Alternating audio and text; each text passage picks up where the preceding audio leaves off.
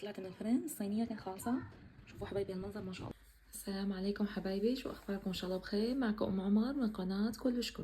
اليوم جبت لكم وصفة حلو كتير طيبة، واغلبية العالم بتساويها بالامكان بالحفلات، او اذا كان الواحد طالع لشي مشوار بياخدوها معهم، لان عن جد طيبة وطعمتها لذيذة وما بدها كتير شغل، لانه مكوناتها ان شاء الله موجودة بكل بيت، اللي هي صينية البسبوسة.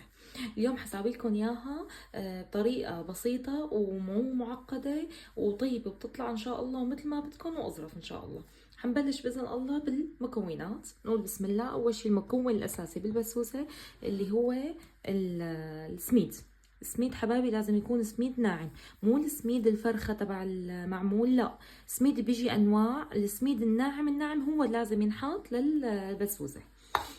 وعنا المكون الثاني اللي هو جوز الهند، وعنا بيضتين حجم وسط، عنا كوب سكر، وعنا كوب طحين، كوب لبن. حبايبي انا ماشيه كل هدول المقادير اللي قدامكم كلهم كوب كوب، ماشيه بالكاسه المعياريه يعني بالكوب هات.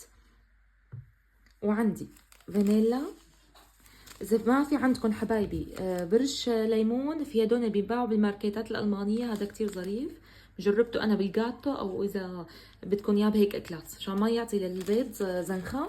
وعندي بيكنج باودر، بدي اخذ منه بس 3/4 المعلقه، يعني عندي معلقه كبيره بدي اخذ منها 3/4، مو معلقه كبيره كامله.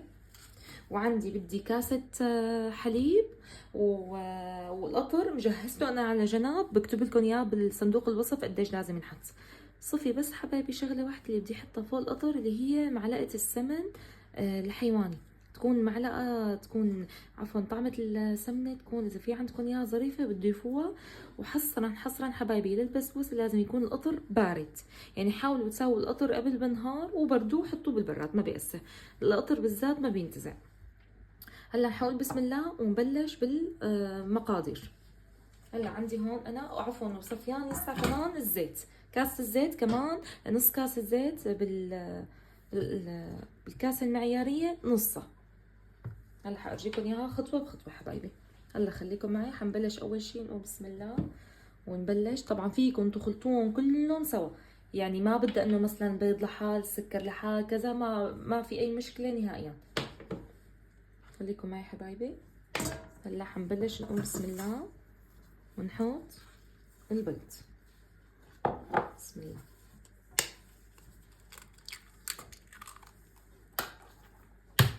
طبعا البيض يفضل حبايبي بحرارة الغرفة، يعني حاولوا طالعوها قبل بنص ساعة. هلا حطينا البيض. هاي البيض حبايبي حطيته. هلا بدي احط فوقه ذرة الفانيلا، يعني قدر معلقة كبيرة. وعندي هاي اللي بدي لكم عليها تبع برش الليمون. ما عندكم ما في اي مشكله، فيكم تحطوا معلقه صغيره خل، انا بس مشان زنخة البيض.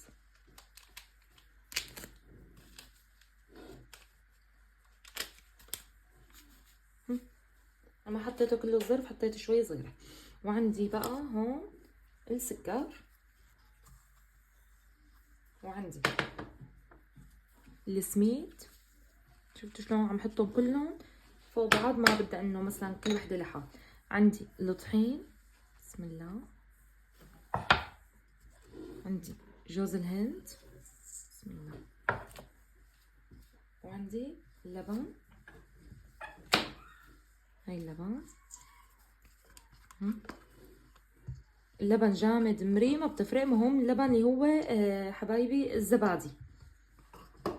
وعندي مثل ما حكينا نصف كوب من زيت النباتي. هي حبايبي نصف كوب من الزيت النباتي. طبعا اللي بتقول بجوز بدها قشطه كذا، لا ما بدها حبايبي ابدا. وعندي هلا صفي بس الحليب. اللي ما عنده حبايبي حليب عادي، فيكم تحطوا حليب بودرة، تحطوها بكاسة مع مي، وتحطوا لكل كاسة 4 ملاعق كبار من حليب البودرة. هيك بيكون عندنا المقادير جاهزة. صفيان بس اللي هي الوحيد الآخر شي البيكنج باودر.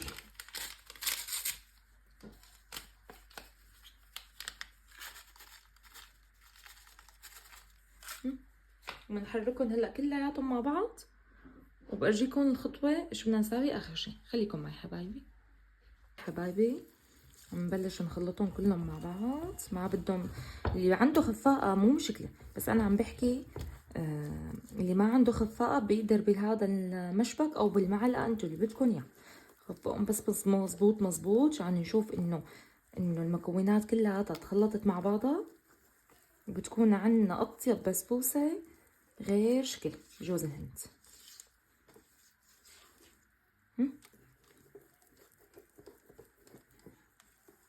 طبعا فيكم تحطوهم بس صينية جات البيركس او اي صينية عندكم. انا عندي هي الصينية دهنتها بالطحينة. هي حبايبي عندي هي الصينية دهنتها بالطحينة. هلا بدي احطهم فوقها، وبدي احط حبايبي على حرارة 180 من تحت من 25 ل 30 دقيقة. بعدها بتفتحوا وبتشوفوها إذا استوت ولا لا. بعدها بتحمروا شوي الوش. ما في شغلة 5 ل 6 دقايق بالكتير بتكون خالصة إن شاء الله من فوق. وأول ما بتطلع الصينية مثل ما حكينا حبايبي بنسقيها بالقطر البارد، وبنحط فوق القطر مع الأكبيرة سمن حيواني. هلا هيك عنا بتكون البسبوسة كلها تخلطت مع بعضها، ما صفي شي نهائيا نهائيا. خليكم معي حبايبي. حبايبي حطيتها البسبوسة، شوفوا ما شاء الله. بس هيك بنعملها قطين بس بتكون خالصة، ومفوتها على الفرن مثل ما حكينا. وبعد من 25 ل 30 دقيقة بالكتير بنشق عليها وبتكون البسبوسة عنا خالصة. خليكم معي حبايبي لأرجيكم النتيجة النهائية. هلا طلعت من الفرن، الصينية كان خالصة. شوفوا حبايبي المنظر ما شاء الله. هلا اول ما بتطلع اسمها سخنة عندي القطر حطيت له معلقة سمنة. طبعا فيكم بدون السمنة ما بتفرق. قول بسم الله ونقدم.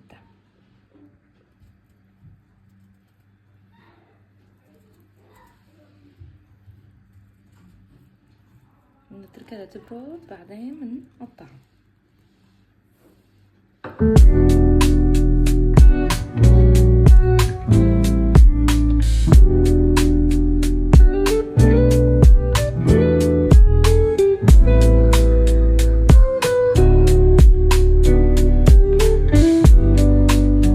وهي البسبوسة عنا صارت جاهزة بعد ما سقيناها بالقطر واستنيناها لتبرد. شوفوا المنظر ما شاء الله.